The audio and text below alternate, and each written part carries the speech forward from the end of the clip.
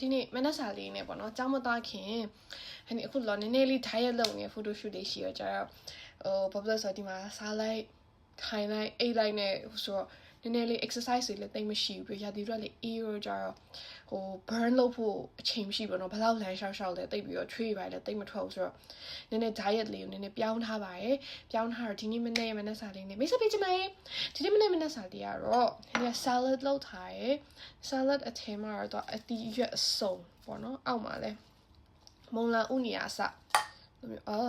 မုံလာဥနီယာစလို့ကုန်ပါတယ်ပေါ့နော်အတီးရွက်အစုံကိုအပေါ်မှာ cheddar cheese တွေ topping လုပ်ထားရယ်အဲ့ဒီဟာကိုမှ Caesar dressing လေးနဲ့ Caesar salad dressing လေးနဲ့စားမယ်ပြီးတော့ရင် sausage ရယ်ကျ sausage နဲ့ချောင်းကျတစ်လုံးပါမုံနဲ့ချက်ပါမုံနေနည်းနည်းလေးဒီနေ့กินလာတူပါ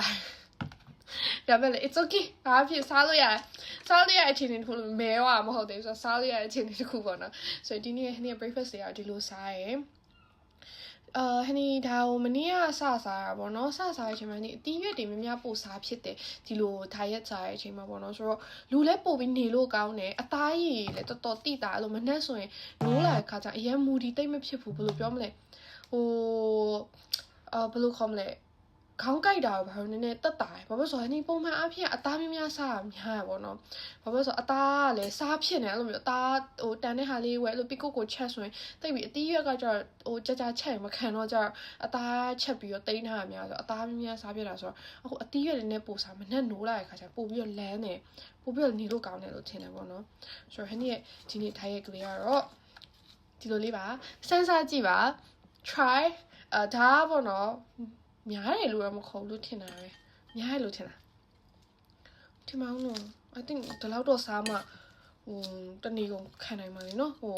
ကြောင်းစာတွေလည်းအများကြီးလောက်အောင်မှာဆိုတော့စားကြပါဦးရှင်တီးရွက်သမားပါတီးရွက်သမားလေးပါရှင်ည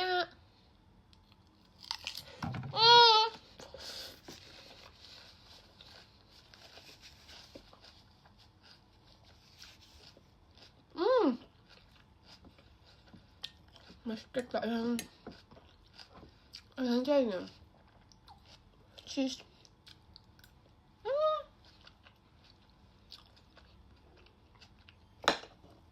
돼요. 그냥